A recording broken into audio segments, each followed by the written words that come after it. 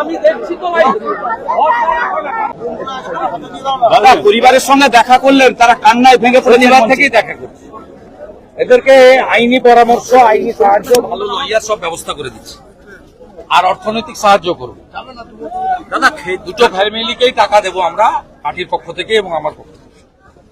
আজকে পাল্টা মিছিল, শুভেন্দুবাবু সেই ভরসা আদালত আজকে কেজরিকে পাল্টা বন্ধ করে দিতে মিছিল করছে। কোথায় ভাই? গোটা হেডিয়া থেকে দেখে এলাম, কিছু নেই। ওরা আপনার নিউজ 18-এর চোখে পড়ে, সারাদিন তো এই পিসি পিসি বলে বাজনা বাজা। আপনার নিউজ 18-এর চোখে পড়ে তৃণমূল, ওগুলো তৃণমূল নয়, মুসলমান।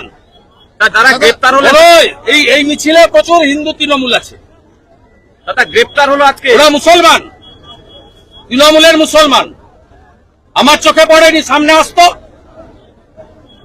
আজকে হিন্দুরা খালি হাতে আসেনি, কাঁচা মাছের লাঠি নিয়ে এসছে। দাদা গ্রেপ্তার হলো, যাবেন গ্রেপ্তার হয়েছে।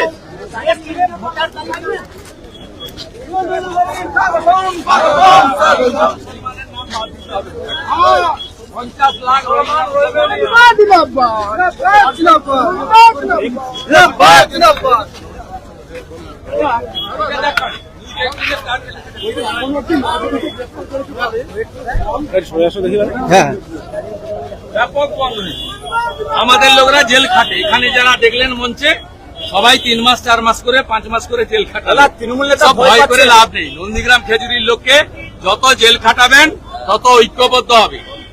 লোক 21-এ 44% ভোট পূর্ব মেদিনীপুর দিয়েছে নরেন্দ্র মোদীজিকে, 24-এ দিয়েছে 46%, 26-এ 51% ভোট দেব, 16টা আসন নরেন্দ্র মোদীকে দেব এই জেলা থেকে। এখানকার হিন্দুরা ঐক্যবদ্ধ।